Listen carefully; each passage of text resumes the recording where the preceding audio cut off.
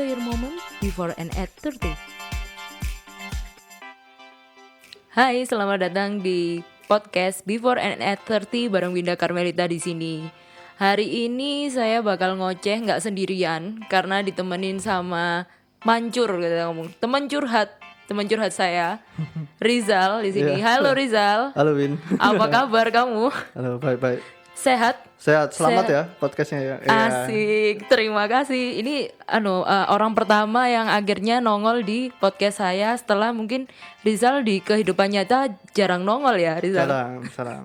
Di belakang terus kan. Iya, nongolnya lewat suara. Gimana Rizal, sehat jiwa, sehat raga? Ini perlu ditanyakan ini, sehat jiwa, sehat raganya. Sehat raga sih ya, alhamdulillah sehat ya. Soalnya nggak kemana-mana kan, even nggak kemana-mana. Terus kalau masalah jiwanya sih ya mungkin banyak guncangan ya nggak sih. COVID ini kan, banyak ya yang harus dipikirkan kan, yang kita nggak prediksi sama sekali ya ternyata segini impactnya gitu loh. Dan itu masih nguras kita mikir apapun gitu loh, even dari sektor ekonomi, karir segala macam itu mesti kita harus twist gitu kan, itu sih. Iya bener. Gara-gara pandemi ini banyak banget hal yang berubah ya Zal ya. Dari mulai kebiasaan kita sehari-hari, cara bekerja, sampai mungkin relasi kita sama orang lain juga berubah gara-gara pandemi ini sih. Tadi aku tuh kan sempet jogging kan pagi-pagi. Terus Oke. kayak kaget gitu loh. Ternyata kalau aku selama 30 hari lebih ya di rumah ya. Ini mungkin udah 2 bulan, ini juga bulan ketiga gitu kan. Rasanya itu semua yang aku lihat di sosial media tuh begitu menyeramkan soal COVID ini kan. Sampai mau keluar rumah aja masker, terus cuci tangan, datang pulang cuci tangan kayak gitu. Tapi begitu aku tadi pagi jogging gitu, aku ngelihat ya ampun ternyata orang-orang juga kayak hidup kayak biasanya gitu loh, kayak nggak pakai masker gitu. Terus aku tadi sempat juga mampir ke kayak Indomaret gitu, ngelihat orang-orang juga biasa aja gitu loh, buka pintu. Kayak nggak ada takut-takutnya gitu. Iya. Apakah ini yang dinamakan dengan new normal gitu? Right. Bagi sebagian orang mungkin ya gitu. Kalau menurut kamu gimana Zal? Mungkin kan yang pertama kan kita kan millennials ya, dan kita itu source-nya itu kan sosial media yang kita itu kadang kan beritanya kan kanan kiri kan, dan apa ya yang itu buat kayak fear gitu, ketakutan ke kita gitu, dan apa ya proteksi diri gitu loh, karena kita kan masih source-nya manca dan mungkin di Jakarta lah istilahnya, yang mereka lebih ketat gitu loh, disinfektan segala macam, mau masuk rumah semprot disinfektan gitu kan, even banyak banget kasusnya kan, apalagi di luar negeri gitu. Dan mungkin orang-orang apa spesialnya di Kota Malang ini kan banyak yang mungkin nggak tahu info itu gitu loh, Nggak aware gitu nggak ya? aware. Akhirnya kan ya itu tadi efeknya kan nggak aware sih sama kondisi kayak gini gitu loh. Dan mereka menganggapnya ya ini simple gini aja, mungkin ini akan berlalu dengan sendirinya gitu kan. Aslinya kan pingin cepet berlalu kan kita harus kolaborasi kan, istilahnya kita harus sama-sama aware supaya COVID ini bisa hilang gitu sih. Emang sih kalau ngelihat kita di sosial media tuh karena arus informasinya cepet banget ya. Kita tahu apa yang mungkin orang di sekitar kita tuh belum tahu, yang nggak pegang Twitter misalnya, nggak pegang Instagram gitu. Sampai kayaknya tuh ada yang pernah bilang gini deh, penyakit COVID ini, pandemi COVID ini hanya penyakitnya orang pegang sosial media gitu. Karena bagi orang-orang yang nggak pegang sosial media juga mereka nggak tahu gitu. Sempat ada teman saya yang cerita gitu kan, orang-orang di kampungnya di daerah mana, dia udah ke daerah Trenggalek situ kan, katanya nggak ada yang ngerti COVID itu apa gitu. Kayak bapak-bapak tani gitu tuh nggak pada tahu tentang COVID gitu. Dan menurutku itu juga hal yang jadi hal yang bukan umum sih ya, hal yang bisa dimaklumi ya, karena mungkin orang yang terpapar media terus ini yang tahu gitu loh. Iya. Ya nggak sih kayak gitu jadinya. Ya yang tahu update-nya dan yang tahu apa ya kayak sejauh mengancamnya virus ini tuh gimana kan ya, karena ya terlebih kan ya mungkin orang-orang yang istilahnya milenial saya yang lebih tahu, karena dia kan juga sosmed jalan, dan orang-orang mungkin yang apa ya yang tadi di desa itu mungkin source-nya dari televisi kan. Dan televisi ya mungkin nyarin kan, tapi even orang kan banyak yang juga nggak aware sama berita gitu. Mereka cari yang lain gitu kan, ini kok beritanya COVID mulu sih gitu, dan mereka kan nggak sempet tahu COVID itu apa, dia switch gitu Iya, kan. Dan iya. itu ya mungkin peran pemerintah sih, maksudnya buat apa ya, ngasih tahu bahwa ini tuh serius gitu loh. Entah itu lewat SMS, entah itu lewat sebuah apa ya, kalau mungkin di desa itu lebih kayak Sosialisasi. sosialisasi itu. Terus itu kan perannya pemerintah kan harusnya lebih penetrasi ke situ ya, karena SDM-nya belum aware ke media gitu loh. Kayak peranan anak juga perlu ya ke orang tuanya gitu ya Zal ya. Gimana kalau kamu ke orang tua gimana menjelaskan tentang COVID ini gitu misalnya? Kalau aku sih apa ya, pasti pulang itu yang aku apa ya, aku nyalain sih TV sih. TV terus lihatnya TVRI. Udah sih itu sih. TVRI kan dia kan banyak di situnya, dia kan nggak trafficnya bukan ke entertain kan. Mungkin yang lainnya kan event malam kan sinetron segala macem. TVRI masih berita kan, update TVRI sama yang lokal sih JTV kan. Dia kan banyak sekali apa kayak berita-beritanya, dan itu mesti apa ya, triggernya pertama sih nyalain itu sih, nyalain itu. Terus akhirnya apa di situ kan juga ada orang tua kan juga melihat kan gitu. Terus kita diskusi aja sih gitu sih. Ya emang penting sih diskusi ya. Kalau aku sendiri di rumah emang mamaku tidak menggunakan WhatsApp gitu, tidak terpapar internet lah istilahnya. Jadi aku yang lebih banyak kan pastinya. Setiap apa yang ada berita gitu aku selalu ceritain sih ke mama. Kayak, "Ma ini loh ada ini di sini, Ma ini ada ini di situ." Jadi dia secara nggak langsung gitu kan pengetahuannya lebih Iya, luas gitu kan. kebuka. Dan satu lagi sih Zal, mungkin banyak yang mengkhawatirkan penyebaran hoax di grup-grup WhatsApp-nya orang tua itu ya nggak sih? Aku aman sih itu sih. Ngerasa nggak sih apalagi waktu kita PSBB ini, Heeh. jadi kayak simpang siurnya itu makin nggak karu-karuan gitu kan. Iya, kalau aku sih aman karena orang tua aku nggak pakai WhatsApp sih, nggak pakai WhatsApp, nggak punya sosial media, aman udah. Maksudnya Iya. filter WhatsApp ini udah hilang. Jadi kita cuma ngedukit masalah ya ini lewat yang istilahnya old school lah, lewat TV gitu. Nah, kalau kamu sendiri pakai nggak orang tua kamu? Enggak, mama nggak pakai WhatsApp sih. Jadi itu emang salah satu hal yang mungkin aku syukuri gitu ya. Karena ngeri banget karena aku lihat di grup-grup orang tua misalnya kayak ada grup RT Keluarga gitu. besar biasanya ya. Iya, itu kalau keluargaku nggak ada untungnya Nggak gitu ada ya, kan. Tapi kalau cerita-cerita dari teman-temanku, orang tuanya itu justru dari grup WhatsApp itu mereka akhirnya kayak berani gitu melawan gitu. Kayak misalnya kan PSBB kita nggak boleh ya ada Jumatan kayak gitu. Orang tuanya nerima WhatsApp diajakin Jumatan bareng. Kayak gitu-gitu. Itu sih yang emang tantangan gitu. Karena kadang kalau anak ngasih tahu juga orang tuanya nggak mau denger gitu loh, Sal. Iya sih. Soalnya kan apa ya, kalau di WhatsApp keluarga mungkin kan ya istilahnya orang tua kita ya. Istilahnya dia kan juga bermajornya sama seumuran gitu loh. Even kita kasih tahu kan, loh, udah kamu ngapain ngasih tahu? Kalau yang pemikiran gitu ya, maksudnya kan dia lebih percaya yang temannya yang seumuran kan. Dan kadang kan ya mungkin yang teman seumurannya juga kena hoax juga kan. Iya. Dan akhirnya ya ngalir gitu aja. Iya, apa kata grup sebelah itu yang repot ya. Iya, iya. Dan apa ya, belum ngalamin sih, dan alhamdulillah aja sih orang tua kan nggak terlalu sosmed juga kan, jadi filter satu itu aman Masih lah. aman Masih gitu ya. aman ya. Kalau tentang fenomena PSBB, bukan fenomena sih sebetulnya, tapi kita bisa bilang ya fenomena ya, karena kalau di negara lain nggak ada PSBB katanya Zal, adanya langsung lockdown gitu kan.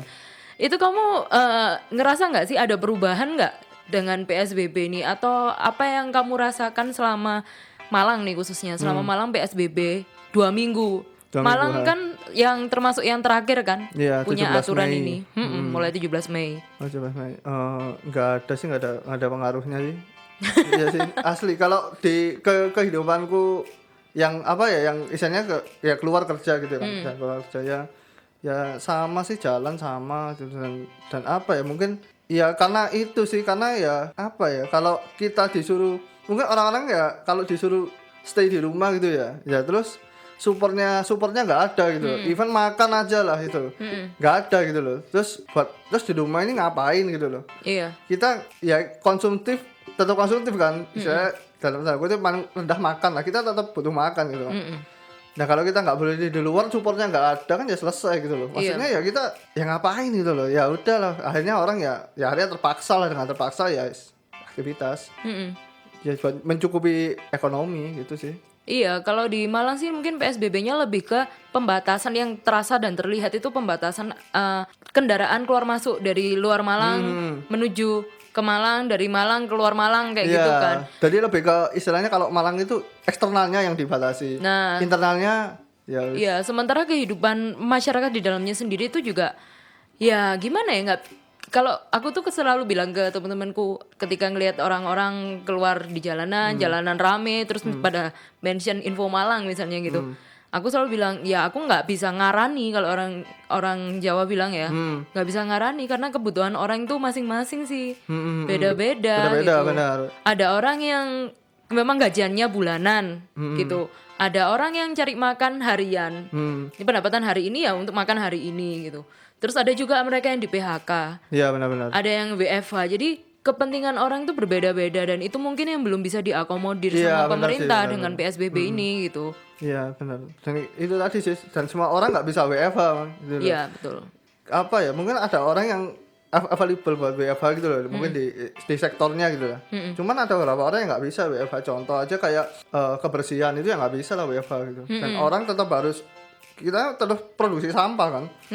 Mereka yang nggak bisa dilakukan di WFH gimana gitu. Iya, Ya iya. numpuk akhirnya kan, ya itu sih. Itu beberapa ya harus disadari sih, maksudnya apa ya, mungkin orang-orang harus tahu sih bahwa ya nggak semua sih bisa aktivitasnya full di rumah gitu. Ya cuman kita harus apa ya, protokol harus dijalani gitu, pakai masker gitu-gitu sih. Ya itu yang bisa dilakukan sampai saat ini sih, yang relate istilahnya. Sebetulnya kalau kita disuruh pakai masker, cuci tangan, kebersihan dan lain-lain itu kan itu sudah nature harusnya ya. Nature sudah. Mungkin di kala pandemi ini kita jadi kayak ditekankan kamu harus lebih gitu kan. Soalnya kalau aku sih ngobrol sama mamaku juga bilangnya gitu. Lah kalau misal cuci tangan, kamu keluar masuk rumah cuci tangan, mandi dan lain-lain, itu kan ya ancene wis kaitannya ya wis ancene ngono gitu kan. Emang dari dulu kita dari kecil ya diajarinya seperti itu kan. Mungkin kita disadarkan lagi untuk melakukan hal-hal seperti itu secara lebih apa ya, lebih intens lagi gitu loh, karena kondisinya udah berubah gitu kan ya Zal ya.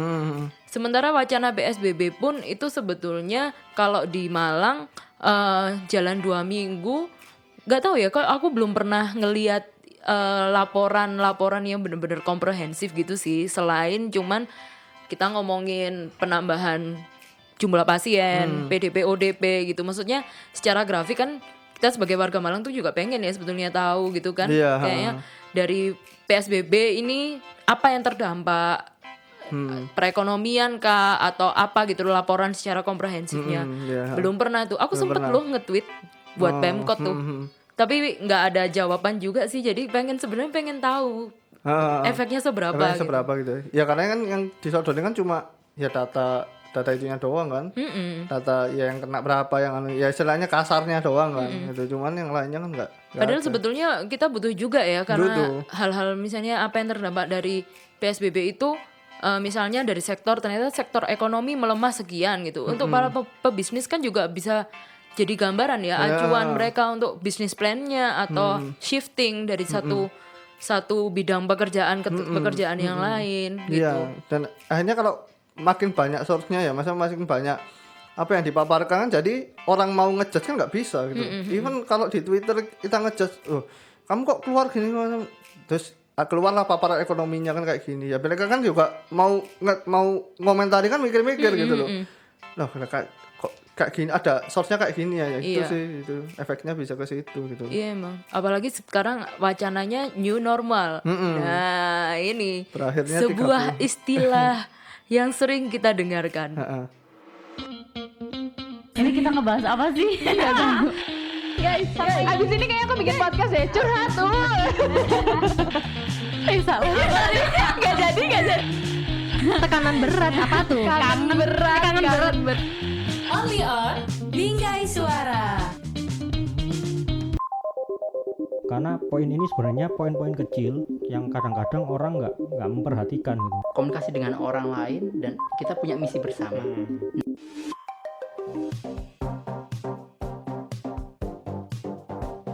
Berbagai hal mengenai bisnis hanya di Unpacking Podcast. Ngerasa gak sih umur 20-an itu struggle banget? Ngerasa gak sih jelang umur 3 bulan itu rasanya kita semua tiba-tiba dibaksa jadi dewasa? Dengerin podcast Before and at 30 bareng saya Winda Carmelita, and enjoy your moment before and at 30.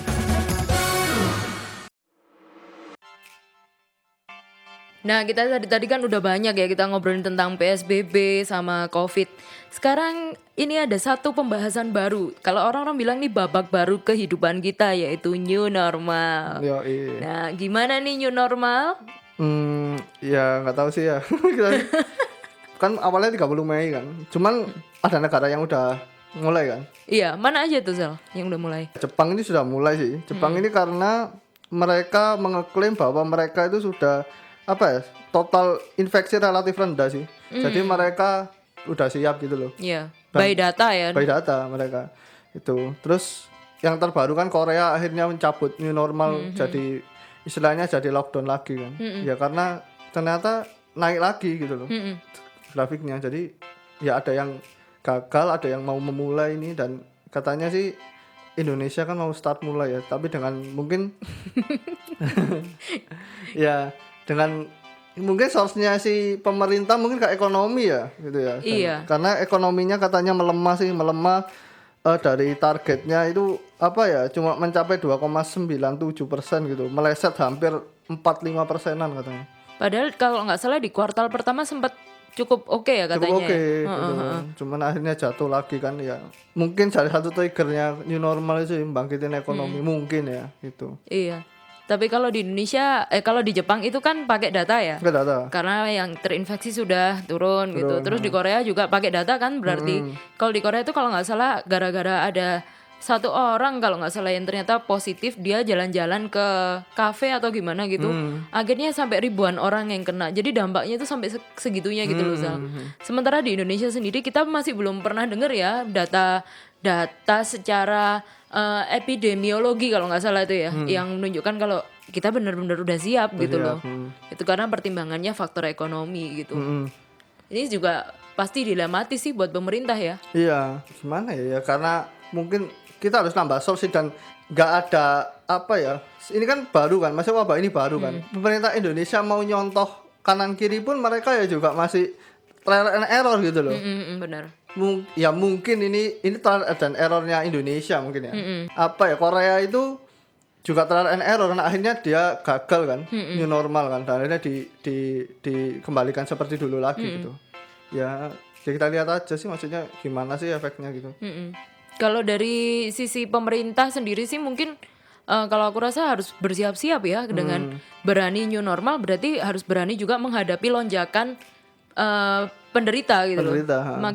Makin banyak ya, karena kan udah aturannya udah nggak kayak dulu lagi gitu kan. Kita mungkin tidak seketat dulu lagi dengan mall mulai dibuka, terus kayak pasar juga mulai udah dibuka, sekolah sampai orang tua banyak yang khawatir itu bakal takutnya jadi klaster baru nih sekolah gitu kan. Rumah ibadah yang belum ya Rizal ya? Belum, katanya rumah ya itu sih yang sampai jadi pandemi kan, katanya kok sektor ekonomi buka, cuman yang kayak masjid gereja itu nggak boleh dulu gitu. Penyelenggaraan kayak event ya emang nggak boleh kan. Iya gitu. iya.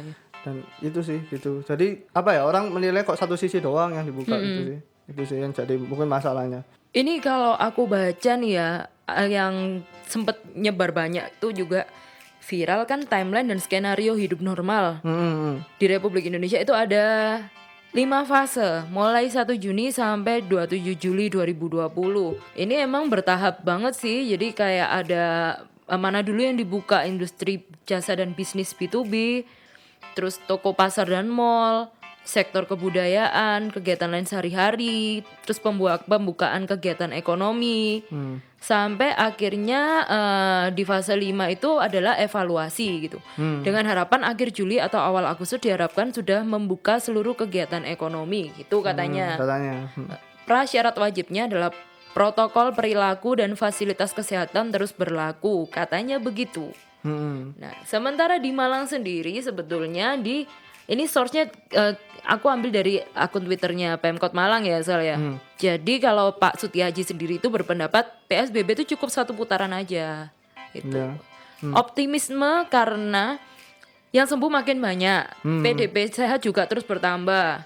Jadi pertimbangannya PSBB-nya sekali aja gitu. Itu juga diiringi sama langkah-langkah kebijakan Pemkot usai PSBB. Yang pertama tuh menyiapkan new normal life. New normal life-nya itu berupa SOP hidup sehat dan protokol COVID-19. Terus menyiapkan RSUD Kota Malang sebagai rumah sakit darurat dan rumah isolasi untuk PDP ringan di Jalan Kawi. Ini rumah sakit baru atau yang itu ya, rumah sakit apa? Hermina ya, yang dimaksud kalau di Jalan Kawi nih. Iya, Jalan Kawi Hermina aja. Kayak cuman Hermina ya, nggak tahu juga ya kita. Atau mungkin yang di RSSA itu udah nggak mampu menampung gitu ya. Terus juga pemantauan penyakit kronis dengan data Prolanis ini lansia ini kan. Dan sebagai acuan utama pemantauan untuk masyarakat yang memiliki penyakit bawaan. Emang sih orang-orang lansia ini yang udah punya penyakit kayak diabetes, stroke dan lain-lain itu emang lebih rentan Lebih gitu. rentan. Terus yang terakhir itu ada paket kebijakan stimulus ekonomi, merumuskan kebijakan untuk mendorong pemulihan kehidupan ekonomi masyarakat gitu. Sejujurnya dengan redaksional seperti ini kadang saya suka bingung gitu. Apa yang bingungin? Ini paket kebijakan stimulus ekonomi, ini kira-kira kayak gimana ya Zal ya? Kurang tahu sih. Entah itu bentuknya bantuan sosial, kita kan nggak tahu kan. Atau mungkin dibukakan sektor pekerjaan baru mungkin. Ya itu kan masih nggak tahu sih. Yang tahu kan mungkin ya pemerintah gitu. Gimana? Kita harapkan sih semoga di pemerintah Kota Malang sendiri tuh kalau bikin sosialisasi itu juga lebih jelas gitu ya. Jelas. Bahasanya tidak membulet gitu. Membulatkan. Iya sampai kan dulu kartu prakerja kan ditwist kan akhirnya kan. Even jadi bantuan sosial kan. Dulu kan itu kan apa ya? Isinya buat yang lulus kuliah belum punya pekerjaan kasih kartu prakerja buat kita training kan, training istilahnya saldonya kan buat kita belajar untuk cari sertifikat online itu kan. Akhirnya kan ditwist kan jadi bantuan sosial kan. Iya, yang sayangnya gitu penuh dengan polemik gitu Iya, kan. akhirnya kan iya, nggak tahu sih akhirnya ditwist gitu kan. Ya, Jadinya mungkin kurang tepat sasaran kurang juga. tepat sasaran juga yang utama. Zal, ini terus ada juga 5 strategi percepatan usai PSBB. Ini Pemkot Malang ya kita ngomonginnya ya. Ada Malang Berbagi, penguatan pentahelix selama masa COVID-19. Pentahelix ini ya ini maksudnya 5 strategi ini kan. Terus ada Malherb. Nah, ini Malang Herbal. Pengembangan produk herbal sebagai alternatif suplemen kesehatan masyarakat. Ada Malpro, Malang beli produk lokal, mendorong penguatan ekonomi dan UMKM lokal. Nah, ini kayak kita sudah sering melakukan nih kayak beli-beli dagangan teman sendiri ya enggak sih? Iya, benar. Terus ada Maldis, Malang Digital Service, mendorong layanan berbasis daring dan mengurangi potensi berkumpul. Ini anak-anak kayak kita udah melakukan juga sih Melakukan sih video call gitu kan. Video call, kerjanya kita meetingnya pakai Zoom kayak gitu. Dan apa yang PSBB ini kan PSBB maksudnya new normal ini aku lihat di mungkin teman-temanku itu sudah di kantornya sudah kursinya udah dijauh-jauhin gitu sih. Jadi dan apa ya mulai dibikin shift gitu. Iya benar. Jadi kalau kita datang dari jam 8 sampai jam 1 gitu ya. Teman kita jam 1 sampai jam berapa gitu. Oh Dan iya. akhirnya yang terjadi kan kurasi waktu kerja kan. Ya even akhirnya impact-nya kan juga dari income-nya menurun.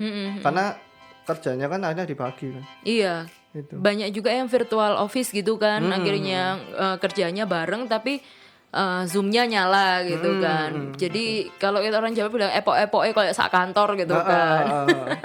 Terus ini ada yang terakhir Zal, Malba, Malang Bahagia.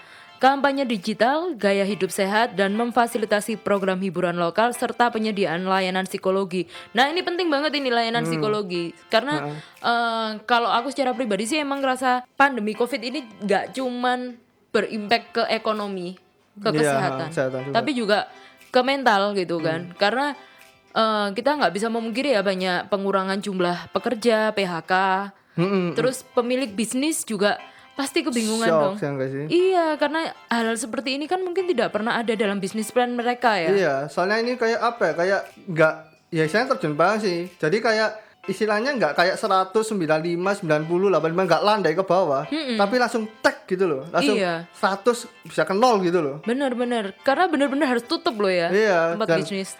Dan apa yang ya mereka nggak punya planning secepat itu kan. Dan even kejadian gini kan nggak banyak orang yang ngira kan. Iya bener. Itu sih mungkin ya yang shock itu mereka di situnya gitu sih. Lagian kalau kita bilang new normal oke lah emang normal, tapi pada kenyataannya kalau kita ngomongin bisnis coffee shop lah ya, emang nggak semua bisnis coffee shop itu jualannya adalah minumannya ya nggak, ada yang jualannya tempatnya gitu.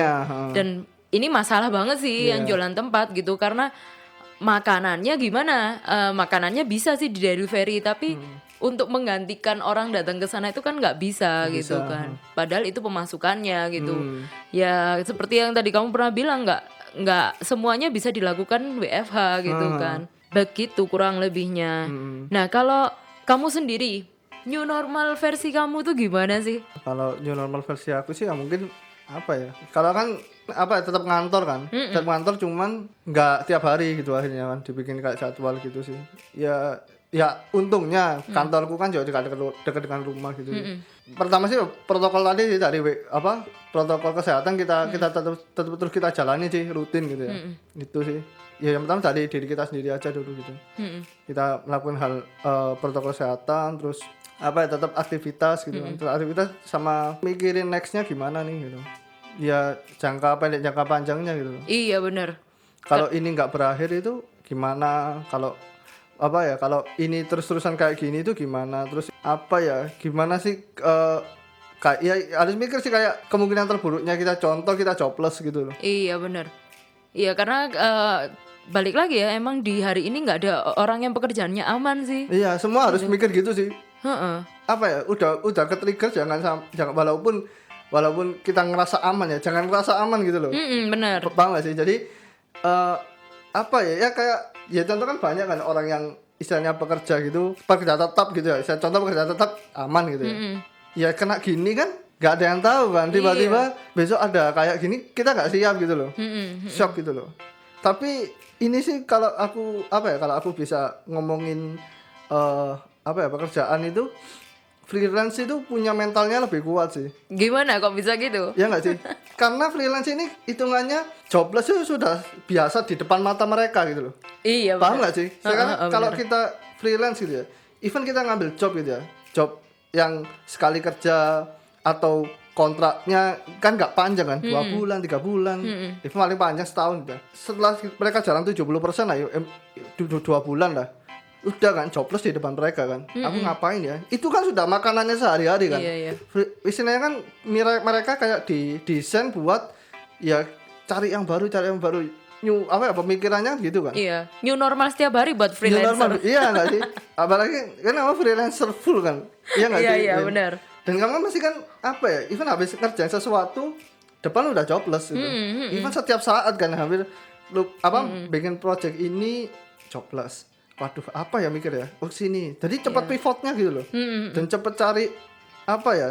Ya itu sudah makanan sehari-hari lah istilahnya. Dan nggak kagetan gitu. Dan nggak kagetan. Nah, yang apa ya? Yang akhirnya shock kan mereka yang istilahnya, aku sudah istilah dan aku itu pekerja tetap dan ya lancar aja gitu. Tiba kayak gini kan mereka kan langsung shock kan. Yang nyaman-nyaman hidupnya kayak biasanya gitu ya. Dan pasti kamu ngerasain gak sih teman-teman yang maksudnya akhirnya datang ke kamu kan nyari solusi kan? Iya banyak banget teman-temanku yang habis kebanyakan sih yang PHK ya. Iya. Jadi mereka adalah karyawan-karyawan tetap dengan posisi jabatan. Loh ini loh, nggak semua orang itu bukan nggak semua orang tuh tidak aman gitu Iya, kan. tidak aman. Karena kalau di pertemananku kasusnya justru orang-orang yang dipecat itu adalah mereka yang udah supervisor gitu loh, Zal.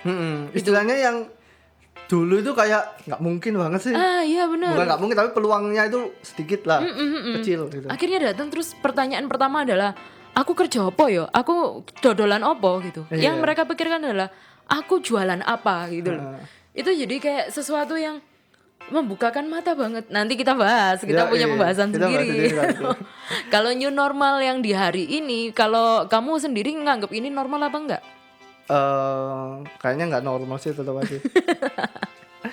Iya. Kalau kamu sendiri apa sih? Kalau dari aku sih, aku berulang kali bilang ya, kayak entah itu di Twitter, entah itu aku nulis di blog, ini bukan new normal kalau buatku. New habit iya gitu. Kita kan punya kebiasaan baru gitu. Sedangkan kalau bagiku normal itu adalah sesuatu yang ideal, Sal. Hal yang kecil ini ya cuman sekedar ini deh, kita pakai masker gitu ya. Jogging aku pakai masker. Itu nggak bisa. Nggak bisa sih. Aku pernah nyoba jogging pakai masker, hancur sih. Kalau dibilang orang new normal adalah pakai masker, enggak bisa. Nature-nya orang olahraga itu ya udaranya terbuka gitu kan gitu. Ini nggak normal, mungkin akan jadi new habit aja sih. Sedangkan kalau aku sendiri pribadi merasa kalau istilah new normal itu meromantisasi aja gitu loh.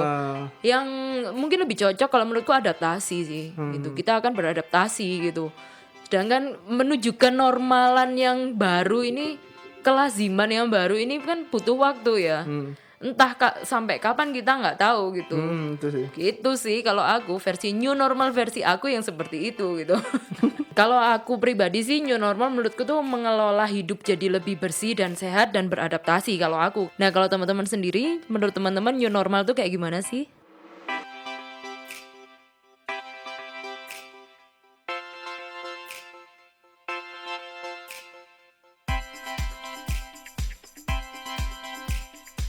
Enjoy your moment before and at 30. 2 bulan itu struggle banget. Ngerasa gak sih jelang umur 3 bulan itu rasanya kita semua tiba-tiba dibaksa jadi dewasa? Dengerin podcast Before and at 30 bareng saya Winda Carmelita. And enjoy your moment before and at 30.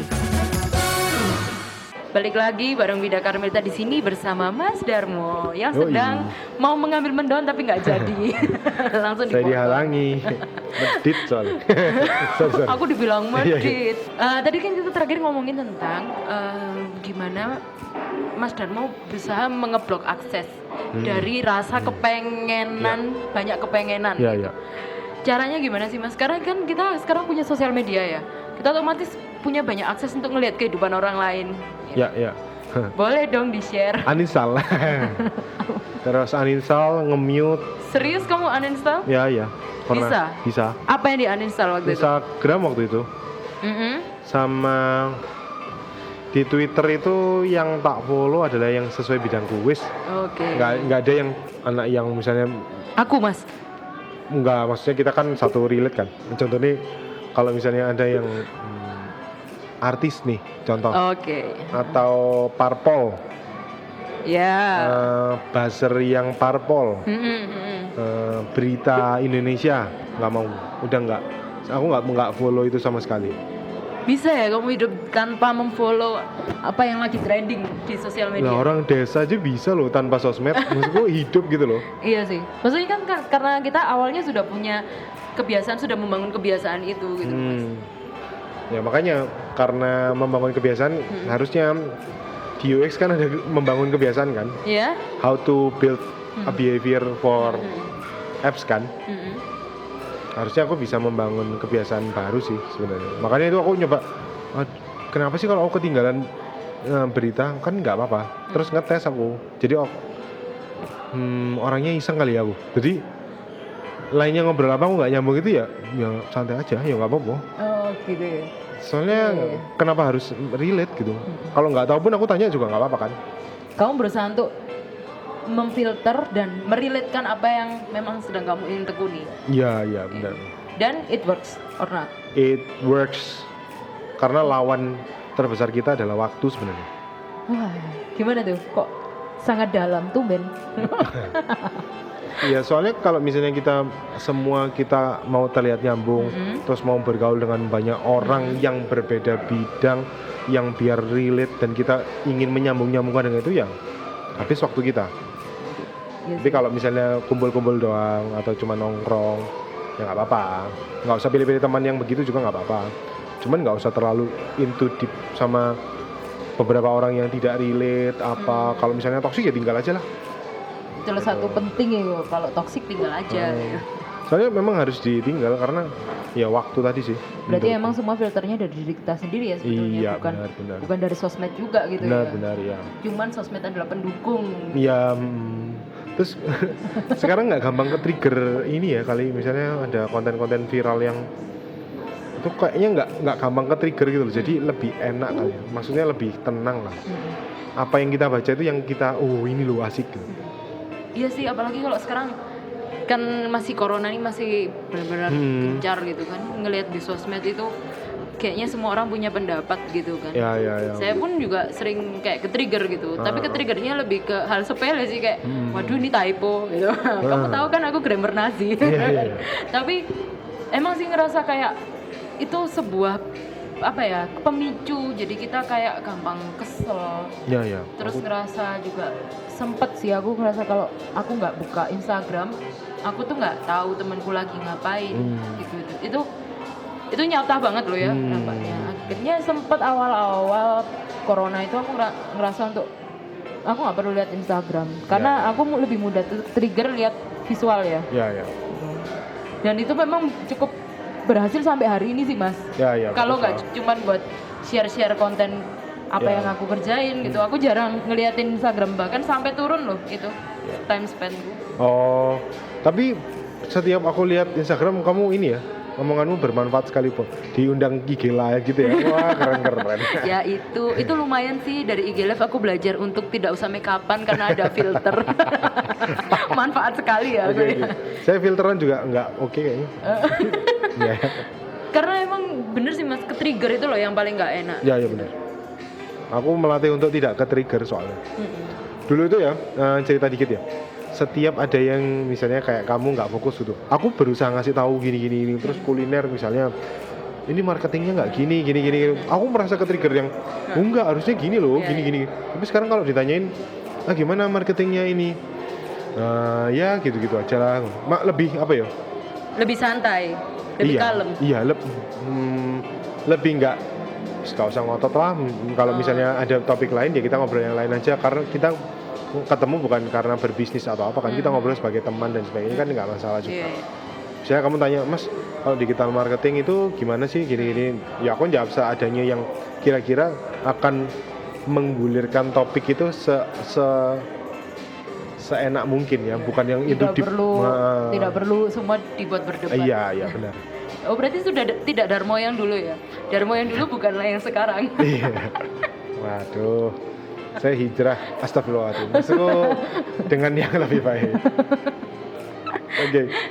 Terus nih Mas, aku mau nanya, kalau berpindah-pindah bidang kerjaan, yang penting dipersiapkan tuh apa? Apalagi kan sekarang bidang kerja apa? Bidang pekerjaan misalnya. Jadi kayak misal kayak kamu pernah dari kuliner, terus pindah ke jadi sosial media marketing kayak gitu. Itu kan sekarang apalagi kita relate kan sama kondisi saat ini ya, pandemi kan orang banyak yang kehilangan pekerjaan. Dan rata-rata seperti kita kalau bilang ya mau nggak mau ono iku ya pasti kerjakan gitu. Sedangkan mungkin basic skill kita nggak punya di situ gitu. Kalau share dari kamu tuh yang perlu dipersiapkan apa sih? Ini kalau memang mau terpaksa berganti bidang ya, lebih baik siapkan untuk bisa fokus. Jadi jangan semua buku atau semua teori kamu makan dulu, kamu pelajari dulu baru melakukan. Kayaknya lebih baik melakukan banyaklah melakukan sesuatu dulu daripada baca buku. Maksudku kalau untuk rasio, misalnya baca buku itu 1, prakteknya 2. Jadi dicoba dulu semuanya ya? Jadi setelah baca itu langsung coba. Setelah nggak bisa lagi atau mau upgrade, baca lagi. Langsung coba lagi. Jangan kebanyakan baca buku yang nanti jatuhnya ke teoritis. Terus jangan terlalu banyak praktek tapi tanpa pegangan. Udah. Berarti kita semua harus berani coba intinya. Berani coba sama berani something new ya, try something new buat ya. Iya sih bener sih, kadang kita apalagi udah menuju ke umur 30 ke atas itu kan udah rata-rata kerjaannya sudah pernah ngalami pekerjaan yang udah lama kan gitu. Jadi kayak mau mencoba sesuatu yang baru tuh kayak ragu banget gitu kan. Bisa jadi karena mungkin ada tanggungan, mungkin keluarga ya. Kalau kita kan sama-sama single, tapi menurutku lebih baik berani itu untuk apa ya? Untuk hal baru, bukan untuk keburukan kan. Benar. Itu kayaknya mungkin yang beresiko itu penuh tantangan terus akhirnya akan cepat tercapai sih biasanya. Iya. Itu sih. Oke, kalau gitu intinya dari obrolan kali ini adalah kita nggak perlu takut nyoba ya, tapi paling nggak kita harus punya basic skillnya apa. Iya. Betul nggak sih? Ya benar. Oke, thank you Mas Darmo sudah menikmati mendoan di sini. Sudah mau direpoti. Nanti kita bakal ngobrol-ngobrol lagi di podcast yang selanjutnya bareng Mas Darmo karena masih banyak hal yang bisa kita gali dari Mas Darmo selain ngobrolin tentang karir. Oke.